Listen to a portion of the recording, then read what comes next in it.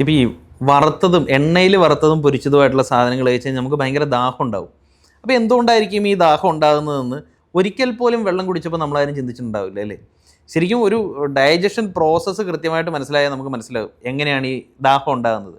അതായത് ഇത് ദഹിപ്പിക്കുന്ന സമയത്ത് ശരിക്കും നമ്മൾ കഴിക്കുന്ന ഫാറ്റിന് മുകളിൽ അല്ലെങ്കിൽ ഭക്ഷണത്തിന് മുകളിൽ എണ്ണയുടെ കോട്ടിംഗ് ഉണ്ടെങ്കിൽ ഇതിനെ ശരീരത്തിന് ദഹിപ്പിക്കാൻ പറ്റില്ല. അപ്പോൾ ശരീരം എന്ത് ചെയ്യും? ഇത് ശരിക്കും വാഷ് ചെയ്ത് കളയുന്ന പോലെ തന്നെയാണ്. വെള്ളം കൂടുതൽ വന്നു കഴിഞ്ഞാൽ എണ്ണ പൊങ്ങി കിടക്കുമെന്ന് നമുക്കറിയാം അല്ലേ? അപ്പോൾ ശരീരം എന്ത് ചെയ്യും? കൂടുതൽ വെള്ളം ഡിമാൻഡ് ചെയ്യും. ഈ ഓയിലിനെ സെപ്പറേറ്റ് ചെയ്തിട്ട് ഇത് ഡൈജസ്റ്റ് ചെയ്തെടുക്കാൻ വേണ്ടിയിട്ടാണ്. അപ്പോൾ അതാണ് എണ്ണയിൽ വറുത്തത് കഴിക്കുമ്പോൾ കൂടുതൽ നമുക്ക് ദാഹം ഉണ്ടാകുന്നത്. അപ്പോൾ എണ്ണയിൽ വറുത്തൊരു ഭക്ഷണം ചൂസ് ചെയ്യുമ്പോൾ തന്നെ നമ്മൾ തീരുമാനിക്കേണ്ടത് ശരീരത്തിന് ഇങ്ങനെ ഒരു ബുദ്ധിമുട്ടുണ്ട് എന്നുള്ളത് നമ്മൾ മനസ്സിലാക്കുക എന്നുള്ളതാണ്. അതുകൊണ്ടാണ് കൂടുതലും ഇപ്പോൾ ഗ്രില്ല് ചെയ്ത അല്ലെങ്കിൽ ചുട്ട ഭക്ഷണം കൂടുതൽ നല്ലതാണെന്ന് പറയാൻ കാരണം ഈ ഒരു ഓയിൽ കോട്ടിങ് ഇല്ലാത്തതുകൊണ്ടാണ്. പിന്നെ വളരെ തെറ്റായ ഒരു സാധനം നമ്മൾ സാധാരണ വിചാരിക്കുന്നത് ഭക്ഷണം കഴിച്ചിട്ട് അവസാനം അതിൻ്റെ കൂടെ കുറച്ച് ഫ്രൂട്ട്സ് കൂടെ കഴിച്ച് കഴിഞ്ഞാൽ ദഹനം വളരെ പ്രോപ്പർ ആകുമെന്നുള്ളൊരു തോട്ടുണ്ട്. ഇതൊക്കെ എവിടെ നിന്നാണ് ഇത്രയും തെറ്റായിട്ടുള്ളൊരു പ്രാക്ടീസ് കിട്ടുന്നതെന്നുള്ളത് അറിയില്ല. അതായത് നമ്മൾ നേരത്തെ പറഞ്ഞതുപോലെ തന്നെ ഇപ്പോൾ ഒരു ഇറച്ചി നമ്മൾ ധാരാളമായിട്ട് കഴിച്ചു. ഇത് ദഹിപ്പിക്കാൻ വേണ്ടിയിട്ട് ശരീരത്തിന് ആസിഡിനെ പ്രൊഡ്യൂസ് ചെയ്യണം. ഇതേ ആസിഡുള്ള സ്റ്റൊമക്കിലേക്ക് ഫ്രൂട്ട്സും കൂടി ഇട്ട് കൊടുക്കുകയാണ്. അപ്പോൾ ഈ ഫ്രൂട്ട്സ് അസിഡിക് മീഡിയത്തിൽ വന്നു കഴിഞ്ഞാൽ എന്താവും? ഫെർമെൻ്റ് ആവും. അതായത് വൈൻ ഉണ്ടാകുന്ന പ്രോസസ്സാണ് വയറ്റിൽ സംഭവിക്കുക എന്ന് കരുതി ഇത് രണ്ടുകൂടെ കഴിച്ച് കഴിഞ്ഞാൽ വൈൻ വയറ്റിലുണ്ടാകുന്നതല്ല അതിൻ്റെ അർത്ഥം.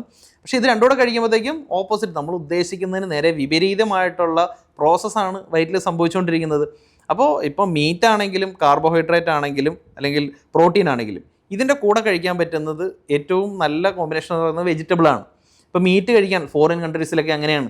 അവരിപ്പോൾ മീറ്റ് ഗ്രില്ല് ചെയ്തെടുക്കുകയാണെങ്കിൽ അതിൻ്റെ കൂടെ തന്നെ കുറച്ച് ബീൻസോ ക്യാരറ്റോ വെജിറ്റബിൾസും കൂടെ അതിൻ്റെ കൂടെ ഗ്രില്ല് ചെയ്തെടുത്തിട്ട് ആ മീറ്റിൻ്റെ കോമ്പിനേഷൻ വെജിറ്റബിളാണ്. ഒരിക്കലും ഇറച്ചിയും ചോറും കോമ്പിനേഷനല്ല, കാർബോഹൈഡ്രേറ്റും പ്രോട്ടീനുമാണ്. കപ്പയും ഇറച്ചിയും നമ്മുടെ മലയാളികളുടെ ഏറ്റവും ഫേവറേറ്റ് ആണ് അല്ലേ? ഇത് ഓപ്പോസിറ്റ് കോമ്പിനേഷനാണ്. കാരണം കപ്പ എന്ന് പറയുന്നത് കാർബോഹൈഡ്രേറ്റ് ആണ്, ഇറച്ചി എന്ന് പറയുന്നത് പ്രോട്ടീനാണ്. അപ്പോൾ ഇത് കഴിച്ചാൽ എന്താ കുഴപ്പം എന്ന ആൾക്കാർ ചോദിക്കുമ്പോൾ മനസ്സിലാക്കേണ്ടത് ഇത് വയറ്റിൽ ചെന്ന് കഴിഞ്ഞാൽ ഇതിൽ ഒന്നിനെ മാത്രമേ ശരീരത്തിന് എടുക്കാൻ പറ്റുള്ളൂ. പ്രോട്ടീൻ കഴിച്ചാൽ അത് ഇറച്ചി, ഇപ്പോൾ ആനിമൽ പ്രോട്ടീൻ, ഇറച്ചി, മുട്ട, മീൻ ഇത് ആനിമൽ പ്രോട്ടീനാണ്. ഇതുപോലെ തന്നെ സോയ, ഗ്രീൻ പീസ്, പയർ ഇതെല്ലാം പ്ലാന്റ് പ്രോട്ടീനാണ്. പ്രോട്ടീൻ ഏതാണെങ്കിലും ഇത് വയറ്റിൽ ചെന്നാൽ ഒരേപോലെയാണ് ആക്ട് ചെയ്യുക. അപ്പോൾ വിരുദ്ധ ഭക്ഷണം കഴിക്കുമ്പോൾ ഉണ്ടാകുന്ന പ്രശ്നം ഇതാണ്, ശരീരത്തിന് ഇങ്ങനെ ബുദ്ധിമുട്ടുണ്ടാകുന്നുണ്ട് എന്ന് മനസ്സിലാക്കുക, അതിനെ സോൾവ് ചെയ്യുക എന്നുള്ളതേ ഉള്ളൂ.